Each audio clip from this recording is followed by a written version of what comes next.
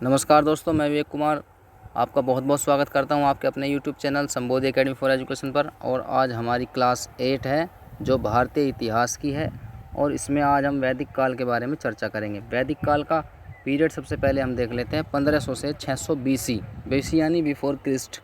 आपको पिछली क्लास में इसके बारे में बताया था। इसे हम दो भागों में बांट लेते हैं, ऋग्वैदिक काल और उत्तर वैदिक काल। ऋग्वैदिक काल 1500 से 1000 BC और उत्तर वैदिक काल 1000 से लेकर 600 BC तक था। तो दोस्तों, जो चैनल पर नए हों वो इसको सब्सक्राइब ज़रूर कर लें और आपको वीडियो पसंद आए तो इसे लाइक शेयर ज़रूर करें। और ये हमारी कंटिन्यूसली क्लास क्या कोर्स चल रहा है और ये पेड कोर्स से भी बहुत ख़ास है। आप इसके साथ जब जुड़ेंगे तो आपका मन ज़रूर लगेगा और आपको लगेगा कि हाँ, कुछ मिल रहा है।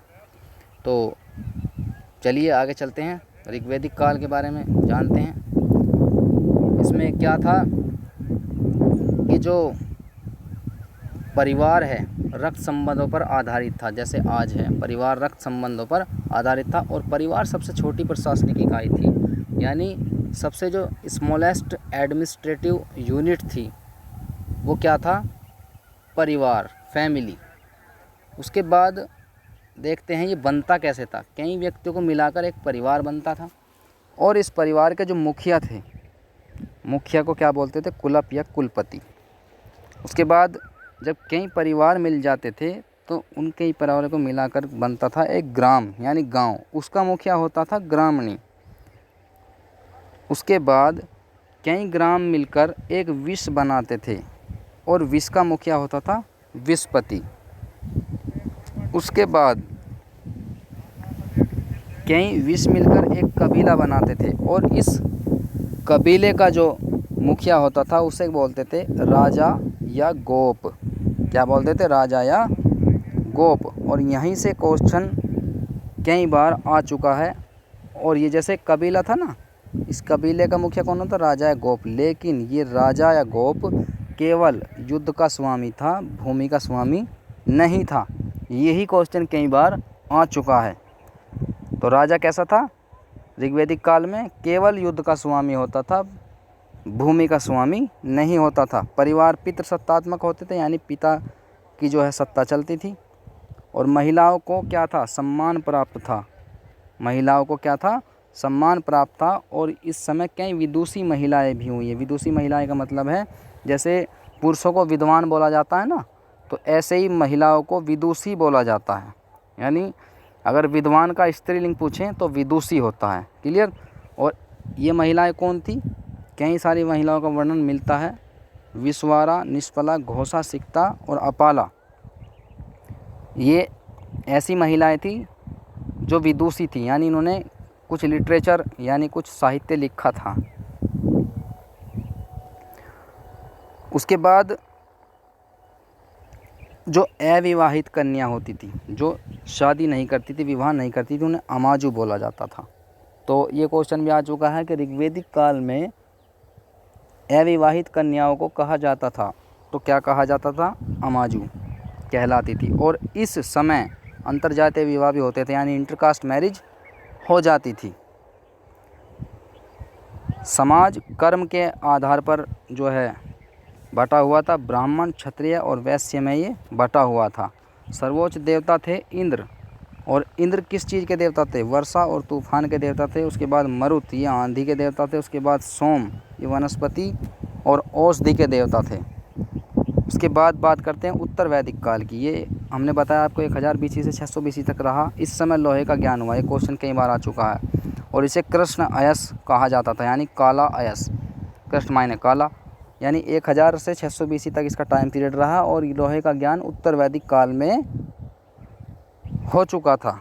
और अर्थव्यवस्था कृषि प्रधान थी। वर्ण व्यवस्था की जटिलता बढ़ी और कर्म कांडों में वृद्धि हुई। इस समय सामाजिक स्थिति जो है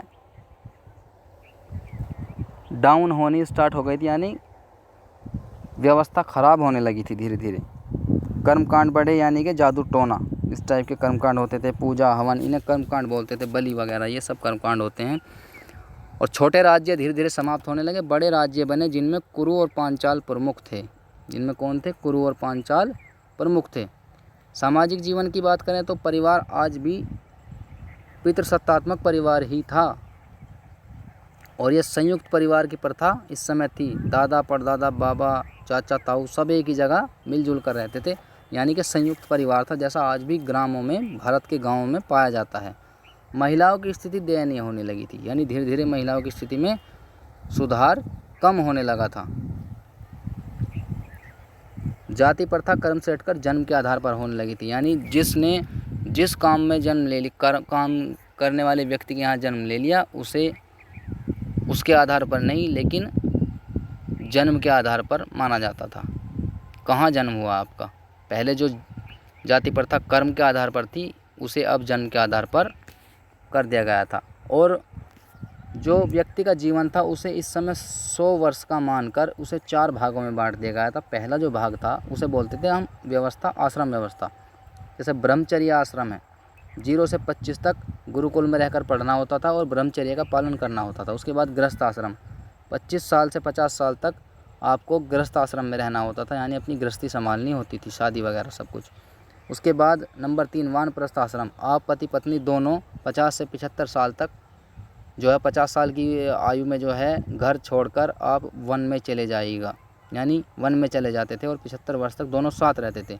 और चौथा आश्रम जब आता था संन्यास आश्रम होता था, उसमें जंगल में ही यानी वन में ही 75 से 100 वर्ष तक जब तक भी आयु रहे वे दोनों एक दूसरे से बिछड़ जाते थे, अलग रहते थे, उसे बोलते थे संन्यास आश्रम।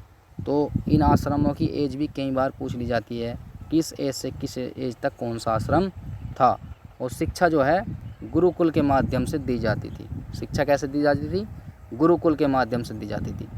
तो दोस्तों आज इस वीडियो में सिर्फ इतना ही, और आपको वीडियो कैसी लगी ज़रूर कमेंट बॉक्स में बताइए। और जो सवाल मैंने पूछे हैं उनका प्लीज़ आंसर यस नो में तो दे ही दीजिए, जो इससे पहली साइंस की क्लास में क्वेश्चन पूछा था।